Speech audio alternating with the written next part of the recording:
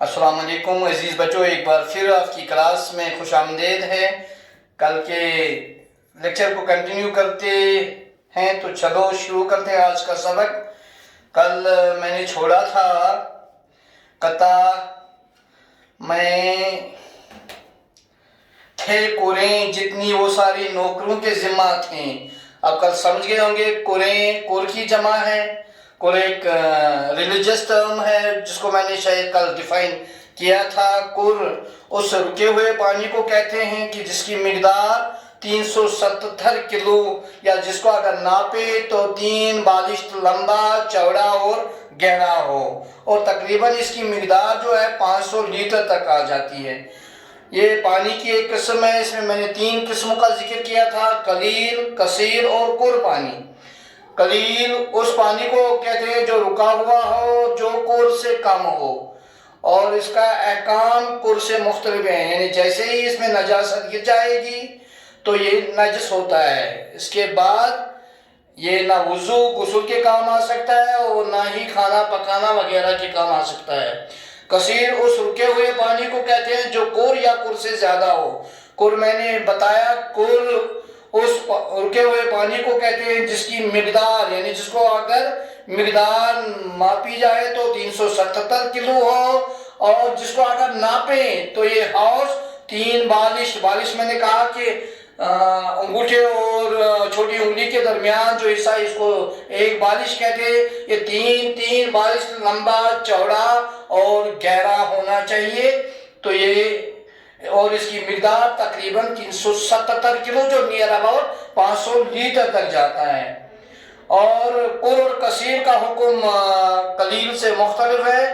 کور یا کثیر میں اگر نجاست گر جائے تو یہ نجس نہیں ہوتا جب تک میں 3 حالت میں سے کوئی ایک حالت ہو۔ نمبر 1 حالت کہ اگر پانی کا ذائقہ بدل جائے تو یہ نجس ہو جاتا ہے، پانی کا رنگ بدل جائے تو بھی یہ نجس ہوتا ہے، یا اگر پانی میں کسی قسم کی بدبو پیدا ہو جائے تو یہ پانی نجس ہے۔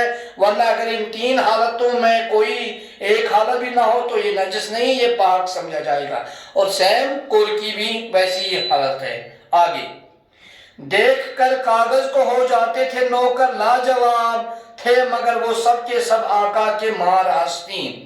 یعنی جب آقا انہیں کہتا تھا کہ آپ اپنا شرائط نامہ یہاں لاؤ، میں دیکھوں کہ میرا یہ کام مجھ پہ واجب ہے کہ نہیں، تو بیچارے نوکر اس کاغذ کو دکھا کر لاجواب ہوتے تھے، مگر یہ سب کے سب نوکر جو تھے آقا کے چھپا ہوا دشمن تھے، مار آستین، دوست نما دشمن تھے۔ ایک دن آقا تھا ایک موزور گھوڑے پر سوار۔ اتفاق کی بات ہوئی کہ ایک دن یہی آقا ایک ناتجربہ کار گھوڑے پر سوار ہو گیا۔ تھک گئے جب زور کرتے کرتے دست نازنین، دست مینز ہاتھ، نازنین مینز نازک، اس کے نازک ہاتھ گھوڑے کو قابو کرتے کرتے تھک گئے۔ دفتن قابو سے باہر ہو کے بھاگا رہوار مینز گھوڑا۔ تو اچانک کیا ہوا، یہ گھوڑا بے قابو ہو کر بھاگنے لگا، دوڑنے لگا اور گرا اسوار صدر زین سے بالائے زمین۔ اور یہ اسوار یعنی یہ جو سوار تھا، یہ آقا جو تھا، یہ زین کے اوپر سے نیچے زمین پر گر گیا۔ کہ بہت کوشش نہ چھوٹی پاؤں سے لیکن اتفاق کی بات ہوئی اس کا پیر رکاب میں پھنس گیا۔ رکاب کہتے ہیں جس میں پاؤں رکھا جاتا ہے۔ اگر آپ نے کبھی گھڑ سواری کی ہو تو زین کے اوپر، گھوڑے کی کاٹھی کے اوپر جب انسان بیٹھ جاتا ہے پھر وہ اپنے پاؤں رکاب میں رکھ لیتا ہے، تو اتفاق کی بات ہوئی اس کے پیر رکاب میں پھنس گئے اور اسے بہت کوشش کی پاؤں رکاب سے نکالنے کی، لیکن نہیں نکل سکے۔ کہ نظر سائز کی جانب کی ہو آ کر معین، اور اسے نوکر کی جانب دیکھا۔ جانب طرف کو کہتے ہیں، جانب کا مترادف طرف ہے، طرف کا جمع اطراف ہے، جانب کا جمع جوانب ہے۔ تو اس نے نوکر کی طرف دیکھا اور کہا کہ آ کر میری مدد کریں۔ تھا مگر سائس ایسا سنگ دل اور بے وفا، لیکن یہ نوکر یہ غلام جو تھا یہ اتنا پتھر دل تھا اور بے وفا تھا، دیکھتا تھا اور ٹس سے مس نہ ہوتا تھا لعین۔ لعین ہم برے شخص کے لیے استعمال کرتے ہیں، لعین جیسے شمر لعین، عمر سعد لعین، اور جس طرح ہم نیک انسان کے لیے ہم رحمت اللہ علیہ، رضی اللہ تعالیٰ عنہ وغیرہ کا استعمال کرتے ہیں، اسی طرح برے شخص کے لیے لعین، ملعون وغیرہ لفظ استعمال کرتے ہیں۔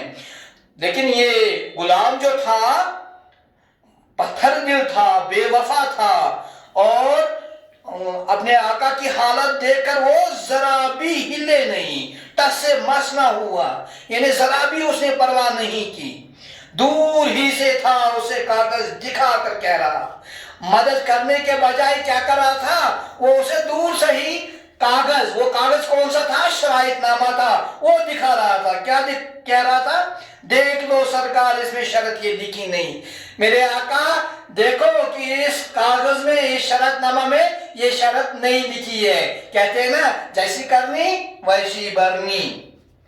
اور اس نظم کا خلاصہ کلام یہ ہے کہ اس قطعے میں حالی نے ہمیں محتطوں اور نوکروں کے ساتھ اچھا برتاؤ کرنے کی تلقین کی ہے۔